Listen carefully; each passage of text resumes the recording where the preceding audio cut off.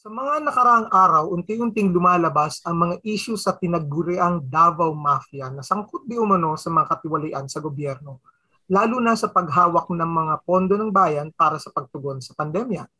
Nakatali kaya dito ang desisyon ni Pangulong Duterte na huwag magpahinga pagkatapos ng kanyang termino kaya gusto pa niyang tumakbong vice presidente? Kasama natin para sa isang masusing paghimay sa isyong ito si dating Senador Antonio Trillanes IV. Tayo na sa isang malalimang talakayan dito lamang sa loob ng Press Room.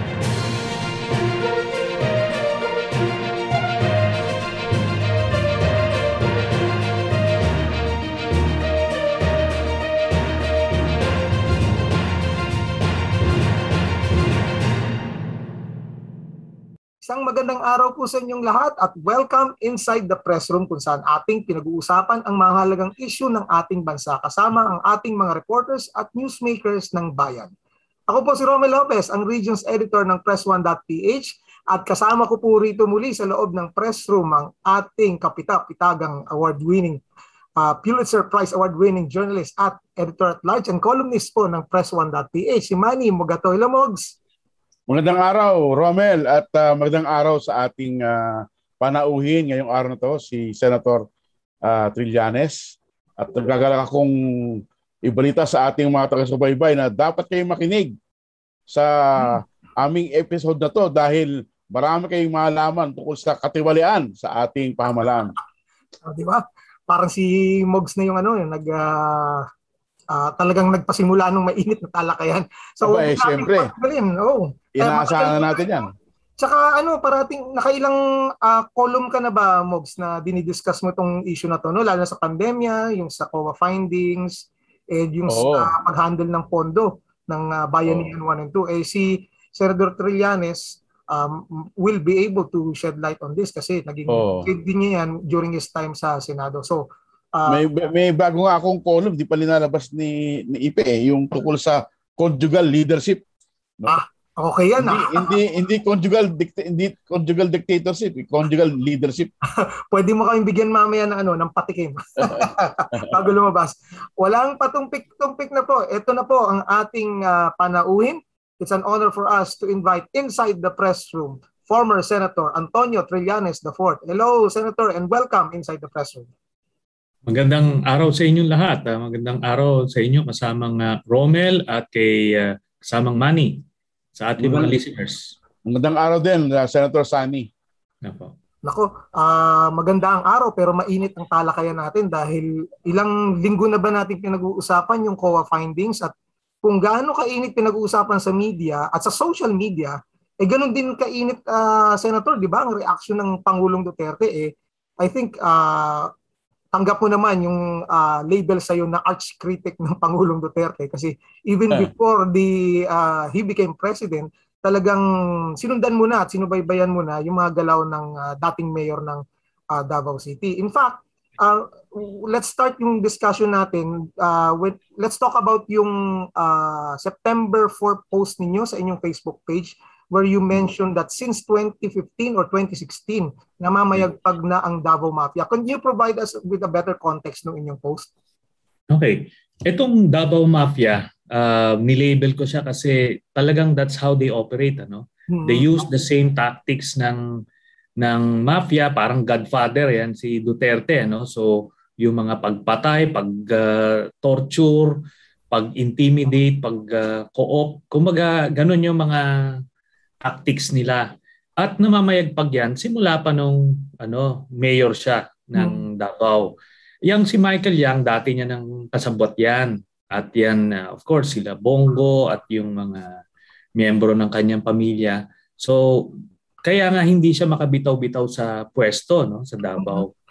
And ito lang, just to refresh the memory ng mga kababayan natin, nag-sound na tayo ng alarm dito nung bago mag-eleksyon.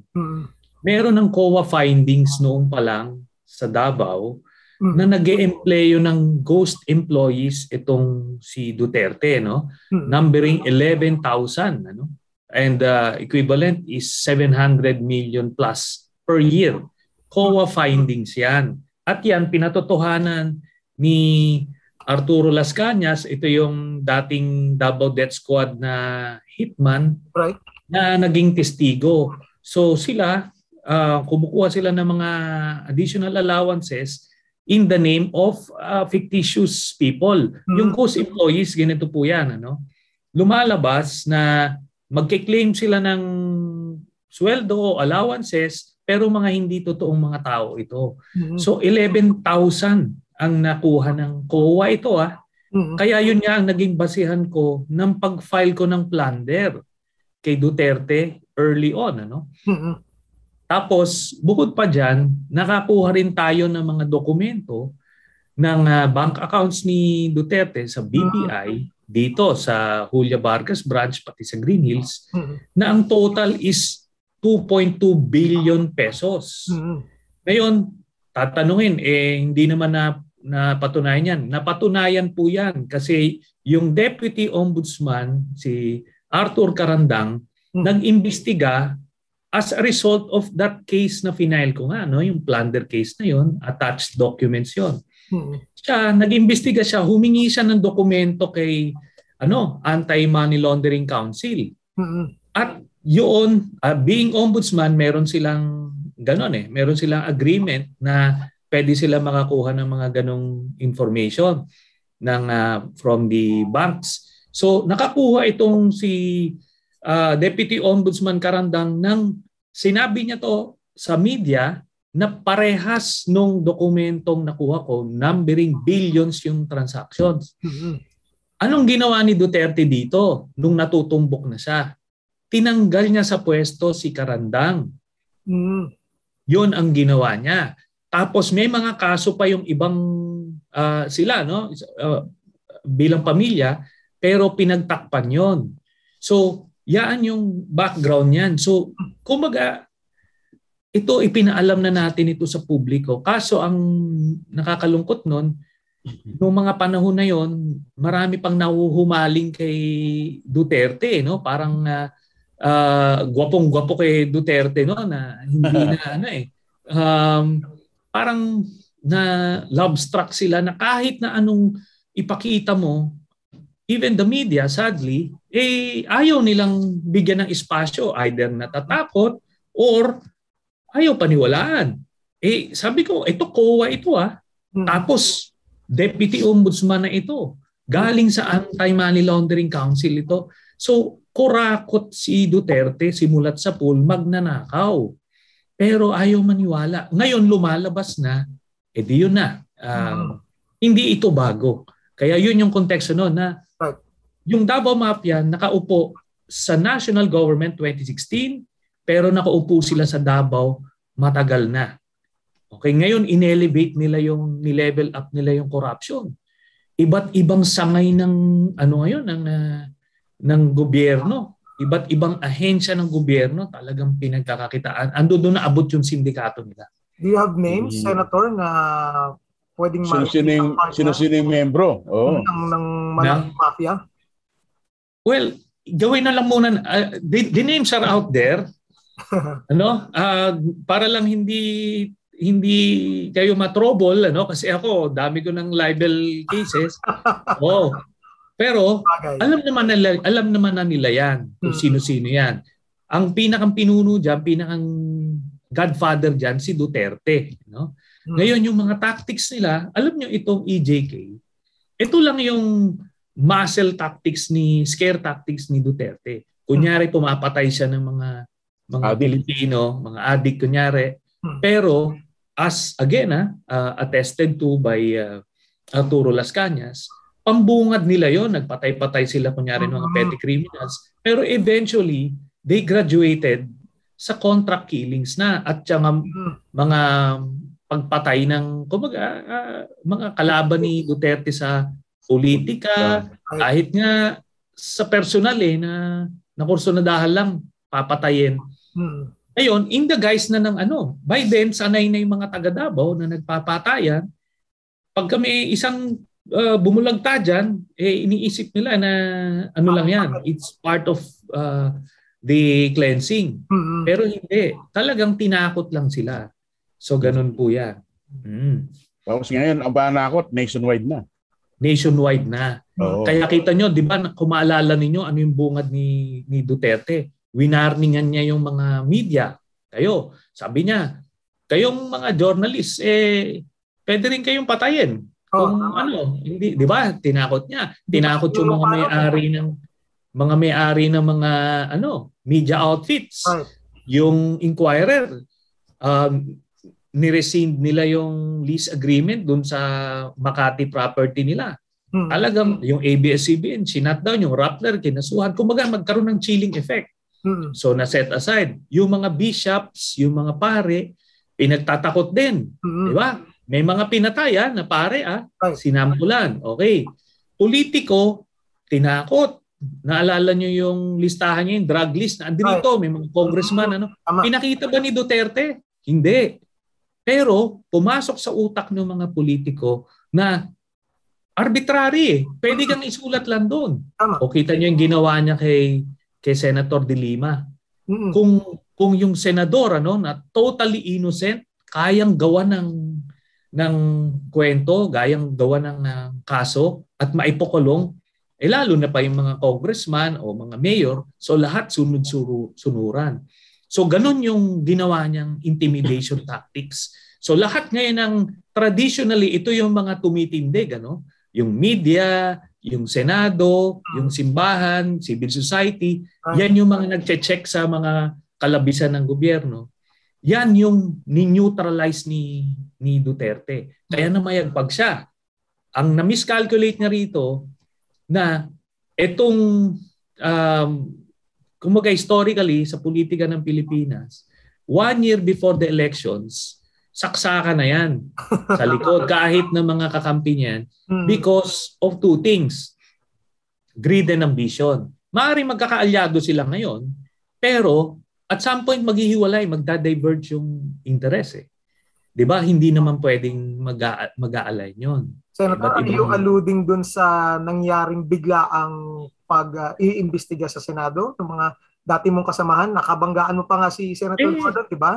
Tungkol alam naman nila yan Sila yung naging protector ni Duterte nung first 5 years. Parang kita mo the way they are reacting, parang bago-bago lang nila nakita to. Di ba? Hindi pwede, hindi uubra sa akin yan kasi alam nila yung mga pinakita ko noon. Alam nila na sila ang naging kasangkapan kung bakit na-cover up yung mga yon. Kaya that's hopefully nakita na ito ng mga kababayan natin yan.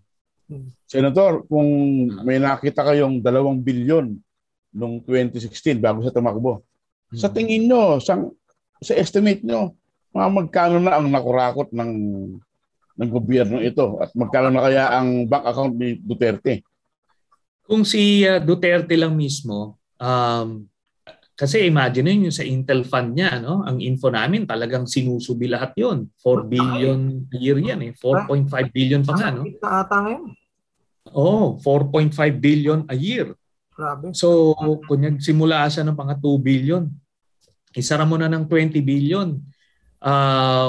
Doon pa lang sa Intel Fund, effortless yun.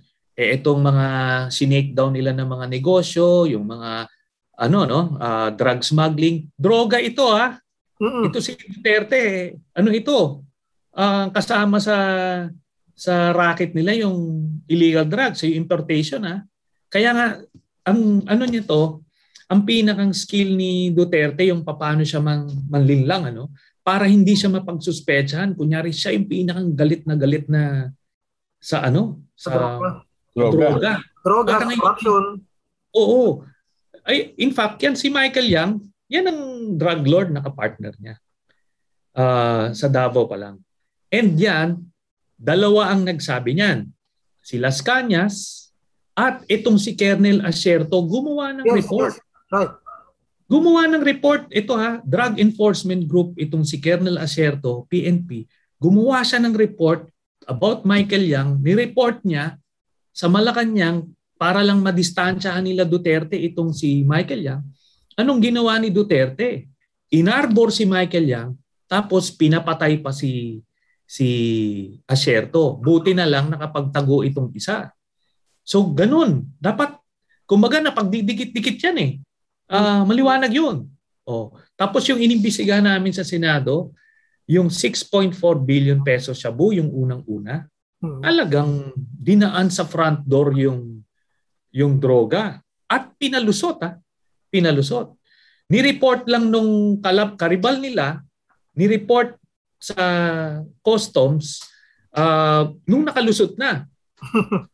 So, karibal na triad yung nag-report. Kaya ngayon na-discover. Tapos, nung iniimbestigahan namin yun, lahat ng involved doon sa importation, nakalink doon sa pamilya ni Duterte, dito sa Duterte Mafia.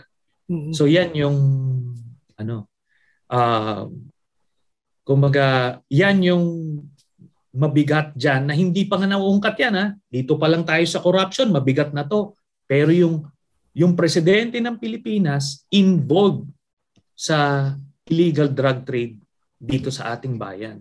Yan yung narco-politics na sinasabi niya, siya yun. Do you expect, Senator, na may mga lalabas pa aside dyan sa DOH findings ng COA? Alam nyo, sabi ko nga, lumabas na nga eh. Lumabas na yung sa droga, lumabas na si Las Cañas, lumabas si Asierto.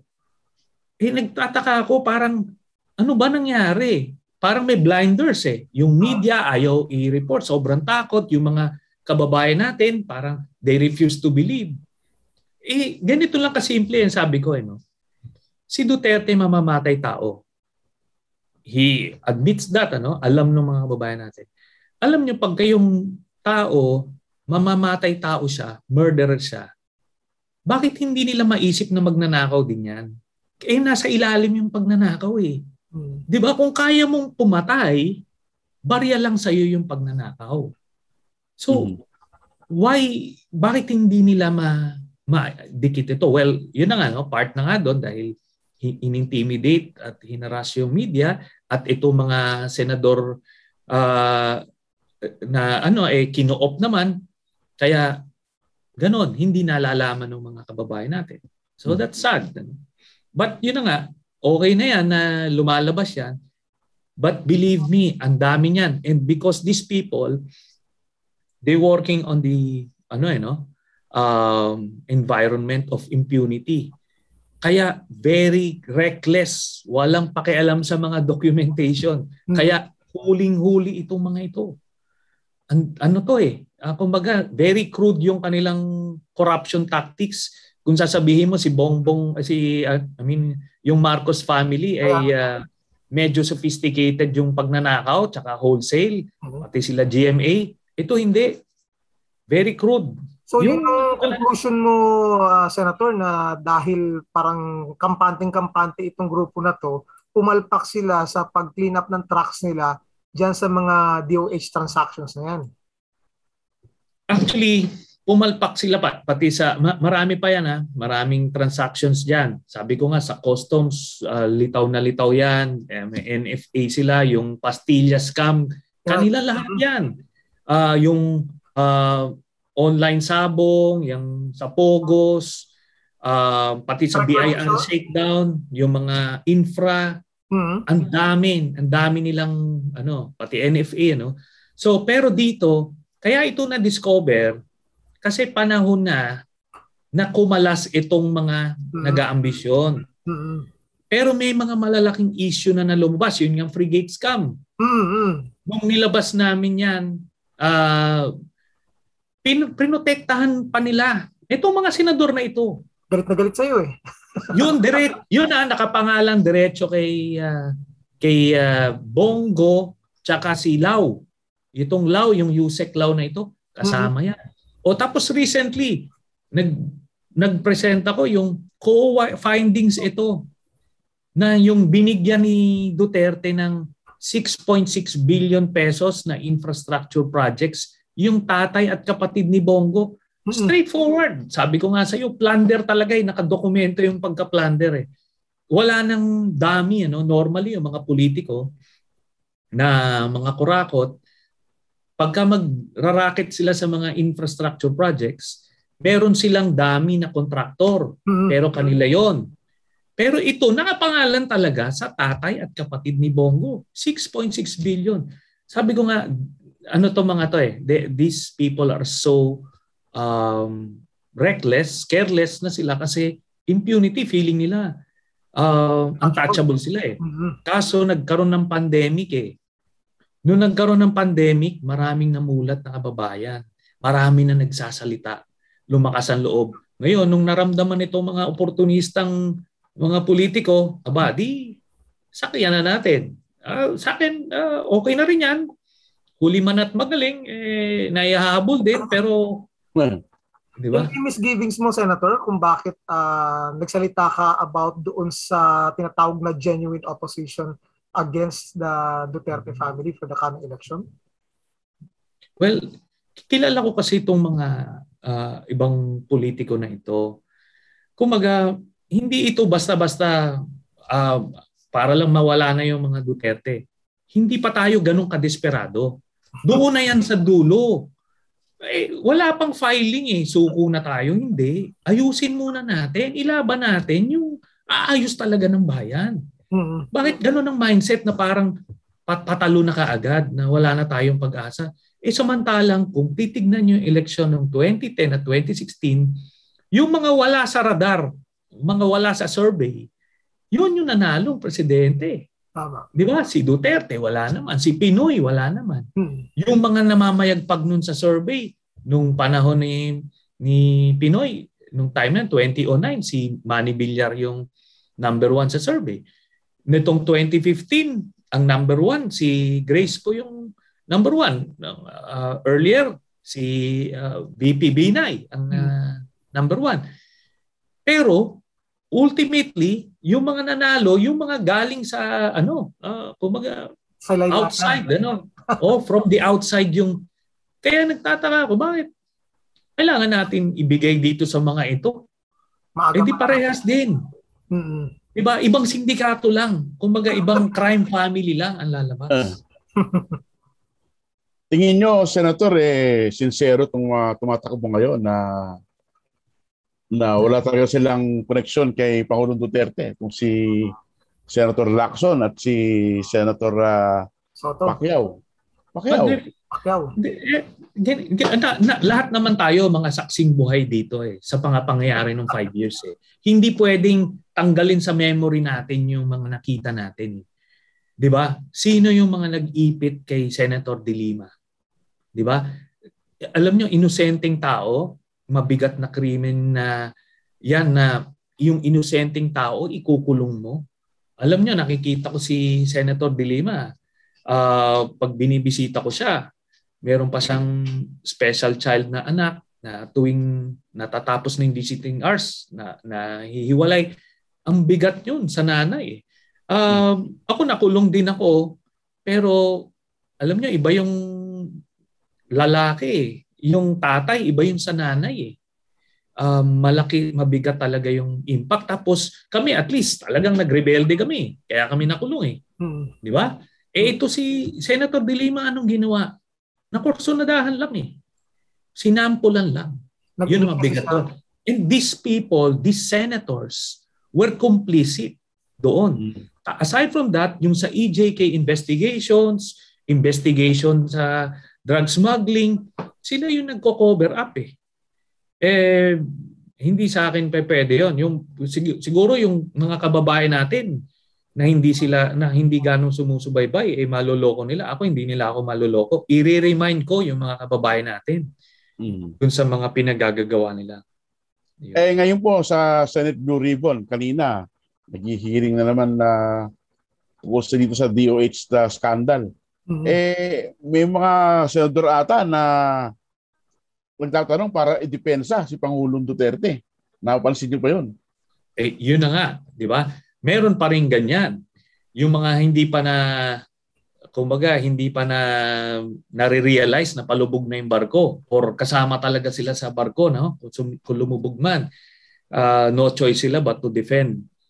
Pero sabi ko nga, welcome na rin natin yan kung may mga matatapang na senador ngayon. Welcome pa rin natin yan.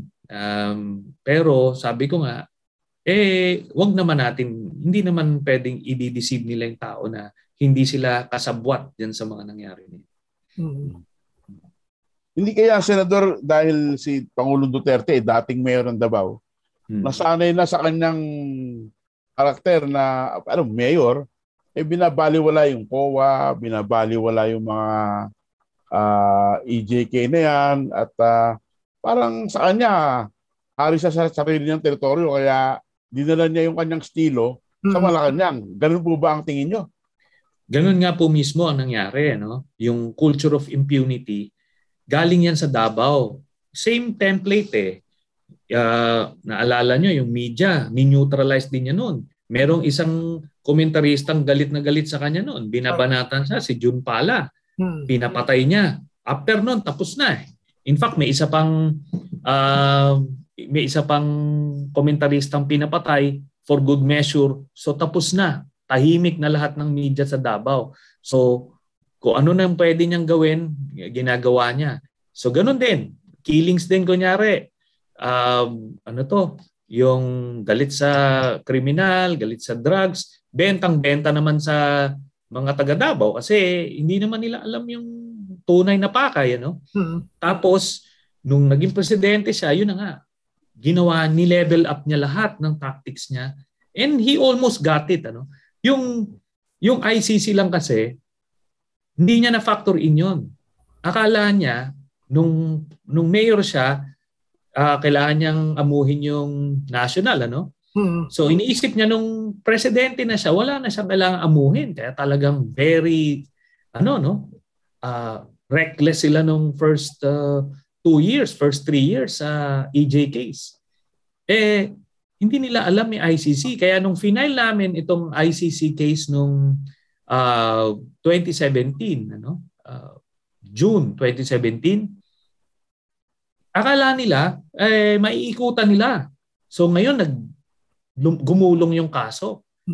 At ngayon malapit na, baka in the next few weeks lalabas na yung announcement ng start ng investigation ng ICC. Yan talagang manginginig na naman yan si Dutz kasi hindi niya alam kung paano niya pipigilin yan. Ano kayang impact nun sa ating bansa pag na-formally investigate na si Paulo Duterte? Politically, minimal yan kasi hindi naman gaanong na-appreciate pa yung complexities ng proseso ng ICC. Pero psychologically, talagang lupay-pay na yan si Duterte kasi alam niyang iba na ito. Hindi ito parang yung mga police station lang dyan na kaya mong are-areglohin o kung sinong judge dyan. Hindi. Ano na to? Ibang level ito. Pagka nagkaroon ng global outside the sphere na eh. Warrant. Wala. Ang hirap nang gumalaw niyan. Right. Oh. Pwedeng ma-freeze yung kanyang mga bank accounts ulit. Iba naman yon. Yung sa Global Magnitsky naman yon. Pwedeng pinapagulong din yon. Pagka may human rights record ka, through that Global Magnitsky Coalition, mapi-freeze yung mga mo. Pero ang info namin dito kay Duterte, mga kahadero ang approach niya. No? Tapos naglalabas sila ng pera, mga jewelry, ganun. Tapos meron silang mga safe houses sa mga nearby countries.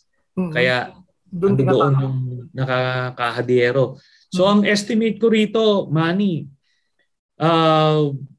mahina na yung 100 billion. Nako. Mahina na. Tinalo pa si Marcos. Hindi. Ibang level yun si Marcos. Si Marcos, according sa Guinness, $10 billion. Oo. Kasi si Marcos naman, ang racket, yung gold na binibenta, na binibili ng Bangko Sentral, yun yung sinasiphon niya eh. Nagpiprenta sila ng pera ng Central Bank tapos nire-remold niya yung kanyang gold. Ina-under-declare nila yung nabili na gold. So, kaya yun medyo sophisticated. Nakita mo, dami pang mga layering. Pero ano pa rin, basyo pa rin in the end. Diba? Ano bang estimate mo, Senator? May pagka-copycat ba ni Marcos, itong si Duterte? Sa kaso ng graft and corruption, human rights violation, pag-pressure sa media? Hindi. Mas ganito, no? Pareho silang masamang tao, pareho silang kurakot, pareho silang pareho silang human rights violator.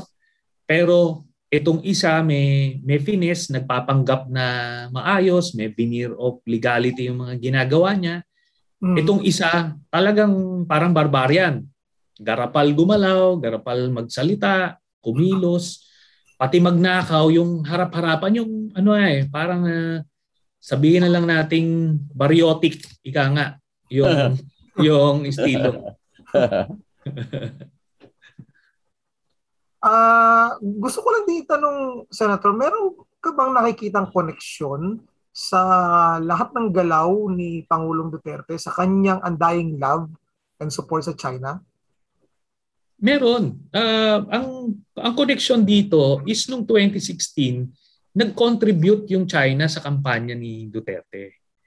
Kaya siya compromised. O then after nun, lahat ng mga transaksyon, meron silang subi, no? Pati nga itong third telco. Pag nakita nyo yung maniobra nito, talagang sinagasa ito para lang mapaboran yung mga dummies niya, no? Tapos itong si Michael Yang doon kumukuha ng droga eh. So talagang meron silang special relationship na kaya ganito. Kaya bigay lang ng bigay itong si Duterte kasi alam ng China kung ano yung mga criminal activities niya. Mm-hmm. So, Senator, kayo ba nangangamba dahil sa dito ata nasa loob ng military camps yung mga cell sites nila? Ano bang implikasyon na sa ating security? Mabigat yan. Talagang, alam nyo at this point in time, kahit wala naman sa military camps yung mga cell sites, nahihigop na lahat no? In fact, binibigay na lahat nila Duterte yan kasi nga sa kanila, compromise sila. No? Pero pinadali naman masyado. Hindi na pinahirapan Di ba? Oo. So kumbaga pinasok mo na sa kwarto imbis na dati nakikinig pa lang sa may pinto. Naririnig nila, pero ito hindi. Pasok ka na lang para hindi ka mahirapan. Baka may ma-misquote ka pa o maling pag-transcribe. Yun. Senator, maiba tayo ng topic sa politika. Yes, okay. At tingin nyo, ilan ang tatakbong presidente sa darating na halalan? Okay. Itong next few weeks would be very critical doon sa decision ng mga ibang nag-iisip. Kasi tinitignan nila kung sino yung ilalaban ni Duterte. Ito bang si Sara tatakbo o si Bongo? Palagay ko kung si Bongo tatakbo, marami maingganyan lumaban. Mm-hmm. So kung tumakbo si Sara, baka hindi na tumakbo si Bongbong, baka mag-partner sila. Di ba? Pag tumakbo si Bongo, baka pati si Cayetano tatakbo, sila Bongbong Marcos, Pacquiao, Isko, ayan. Baka si Lenny tumakbo rin. Kumbaga, yan yung mga moving parts na lahat sila nag-iiskrimahan, nag-aantayan. Pero sa tingin niyo po si Pangulong Duterte tatakbong vice? Palagay ko. Kasi nasa utak nito protection na Mm-hmm.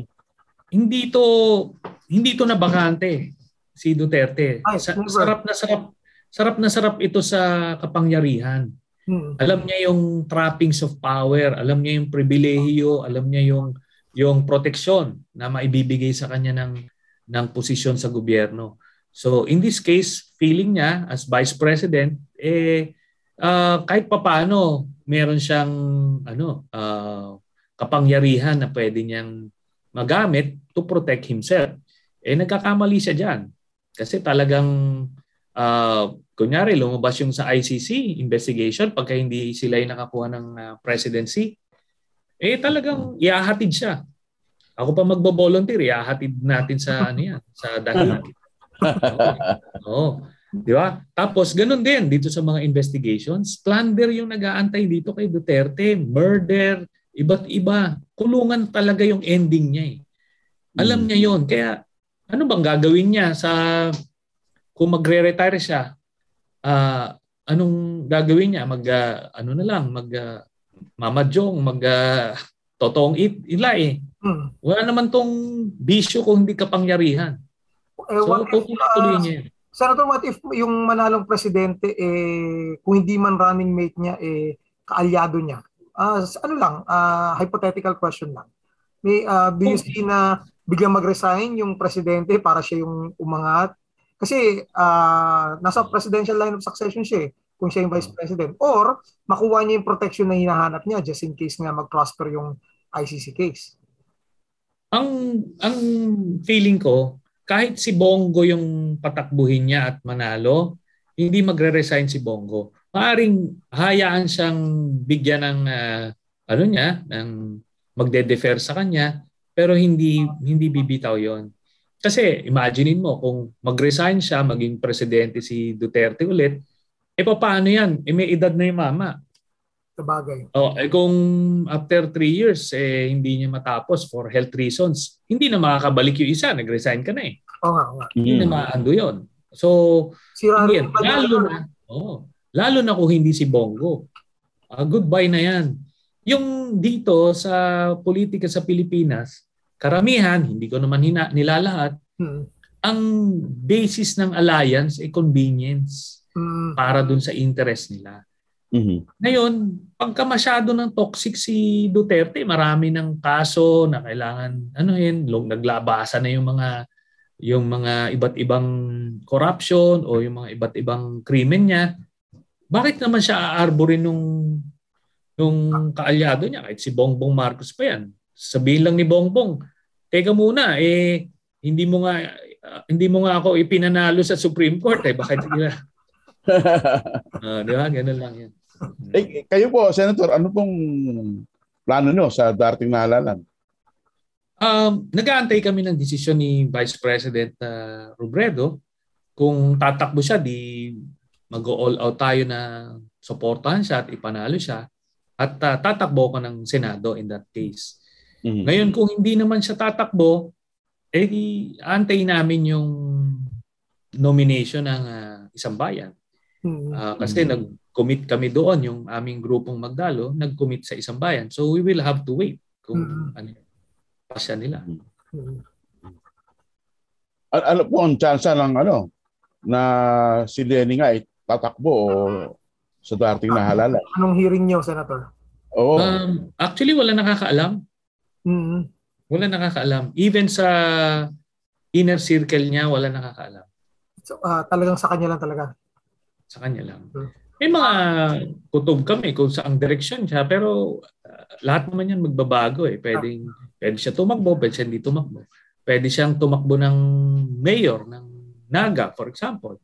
Pwede siyang hindi tumakbo altogether. Di ba? And yun na nga, pwede rin siyang tumakbong presidente. Medyo ma-divert ako konti, Senator, kasi nabanggit mo yung grupong Magdalo. Anong nai-hearing ng inyong grupo pagdating sa reaction ng military sa mga kaganapan sa gobyerno ngayon? Kasi nung mga 80s pa, di ba? Issue ng corruption na naging dahilan, kaya alsa ang Ramboys di ba? Well, kung officers lang ang pinag-uusapan, talagang wala na sa kanya. Maliwanag yan doon sa, alam mo yung Viber group ng mga PMAers, karamihan doon retired, pero pagkaparehas lang naman yung mentalidad niyan talagang binabanata na doon si Duterte kaliwat kanan, walang nagdedepensa na. Kasi hindi nakadepensa Parang nakakahiya na kung ikaw magdedepensa ka pa rin kay Duterte at this time, parang ka na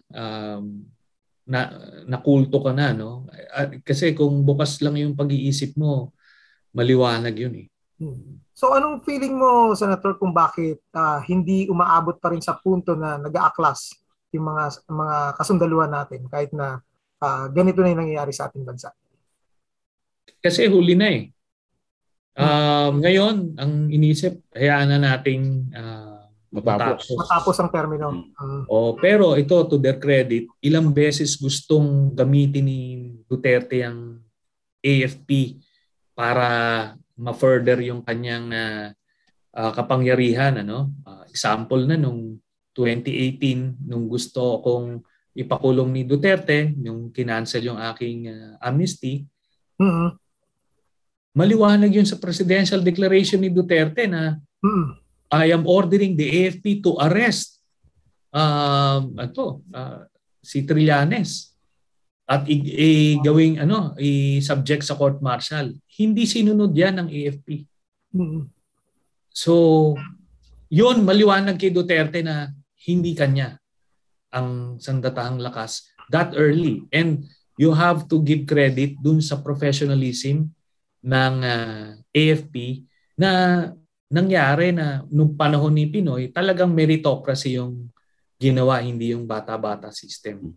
Meron pa rin mga elementong hindi ka nais-nais dyan, pero by and large, maayos yung liderato.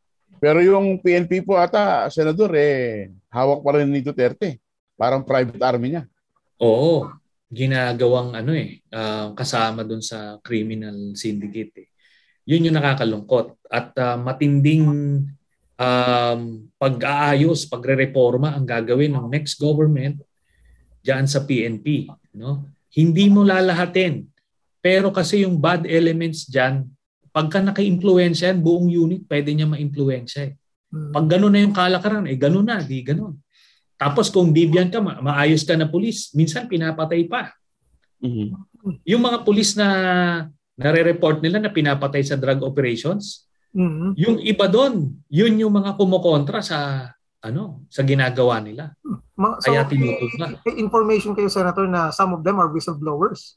Yes. Kasi yung tama sa likod Tama sa ulo din sa likod. Oo, parang kasama mo.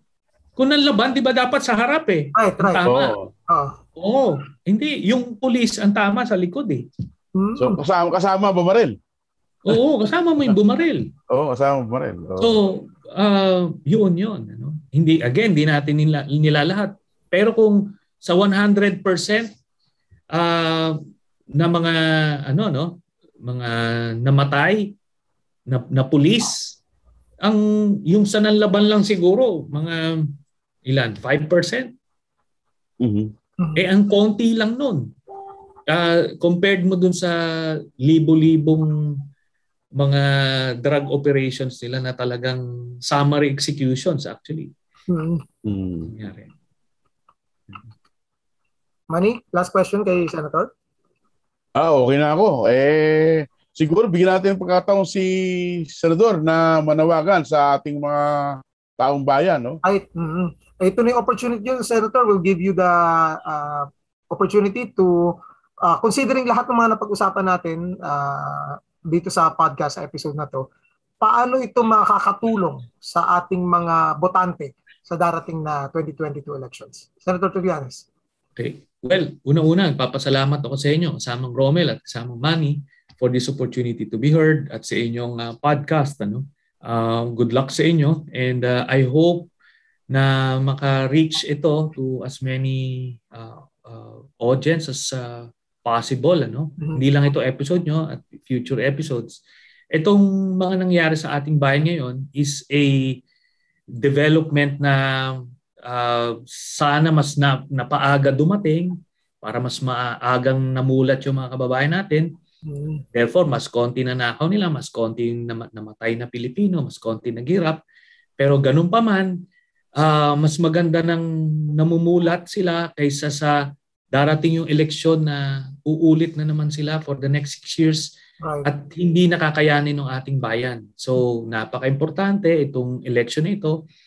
Huwag tayong maniwala agad sa fake news. Kilatisin natin ng maayos. Alam nyo naman yan marunong naman tayo kumilatis kung sino yung maayos at yung masamang tao di ba? Pagka yung mga kababaihan, pag kami nanliligaw sa kanilang alam nila yan kung sino yung mga nambobola lang. Masama oo alam nila yan yung nambobola at saka So sana ganon ang pagkilatis natin at nasa ganon magkaroon ng pag-aasang makarecover yung ating bayan. Yun po. Salamat po. Salamat po. Maraming salamat, Senator Antonio Trillanes IV, sa pagsama sa amin dito sa loob ng press room. It's really an honor for us to have you here inside with us. Thank you po, sir. Salamat sa press room. Thank you po. Maraming salamat po uli sa inyo, mga kaibigan, sa inyong pagtuloy na pagsama sa amin dito sa loob ng press room. Samahan niyo po kaming muli sa susunod na edisyon ng press room para sa ating isyung napapanahon at may kinalaman sa buhay ng bawat mamayang Pilipino. Ako po si Romel Lopez, kasama si Manny Mugato ng Press1.ph na nagpapaalalang the price of freedom is eternal vigilance. Isang mapayapa at pinagpalang araw po sa inyong lahat.